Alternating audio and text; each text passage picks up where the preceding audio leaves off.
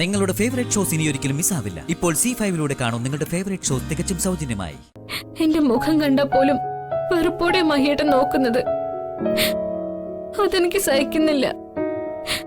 മഹിയേട്ടന് സന്തോഷം കിട്ടാൻ ഈ വീട്ടിൽ നിന്ന് ഇറങ്ങിപ്പോവാനോ മരിക്കാനോ പോലും ഞാൻ തയ്യാറാ.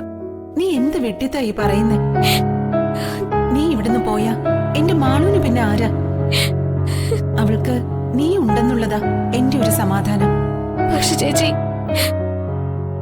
ഞാനൊരു ശല്യമായി മഹിയേട്ടൻ കാണുമ്പോ പിന്നെ ഞാൻ...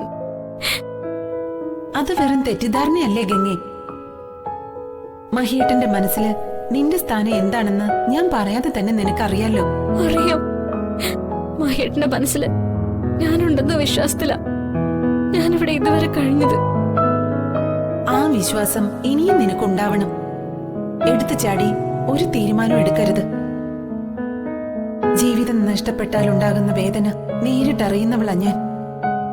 ആഗ്രഹിച്ച ജീവിതം കൈപ്പിടിയിൽ ഉണ്ടായിരിക്കുമ്പോൾ നമ്മൾ അതിന്റെ വില അറിയില്ല.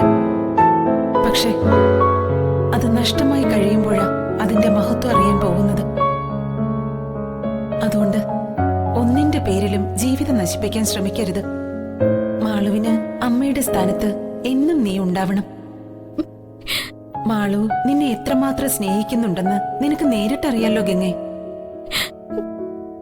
ഒരിക്കൽ അമ്മയെ നഷ്ടപ്പെട്ടതിന്റെ വേദന അറിഞ്ഞവളാ എന്റെ മോള്.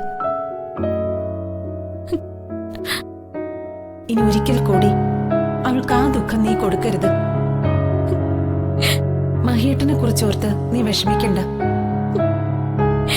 മഹിയേട്ടന്റെ തെറ്റിദ്ധാരണ പതിയെ മാറും. അത് മാറ്റിയെടുക്കാൻ നീ ഇവിടെ തന്നെ വേണം. അതിന് നിനക്കേ കഴിയൂ.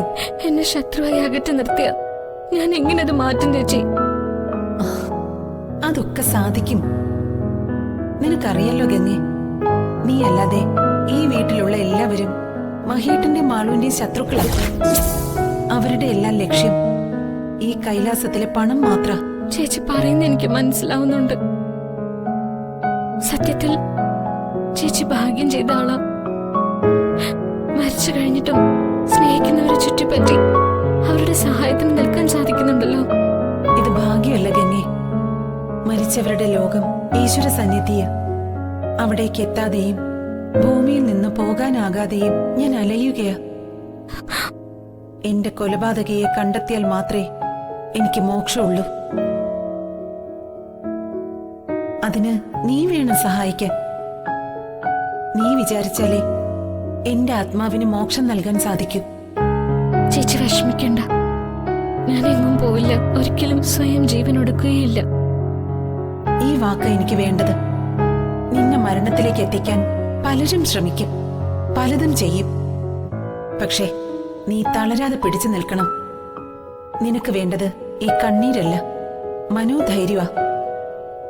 എന്തിനും ഞാൻ നിന്നോടൊപ്പം ഉണ്ട്.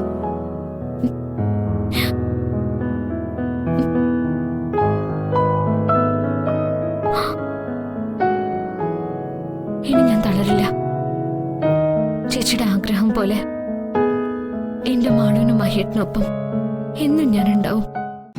ഡൗൺലോഡ് ചെയ്യൂ C5 ആപ്പ്. കാണൂ എല്ലാ എപ്പിസോഡുകളും സൗജന്യമായി.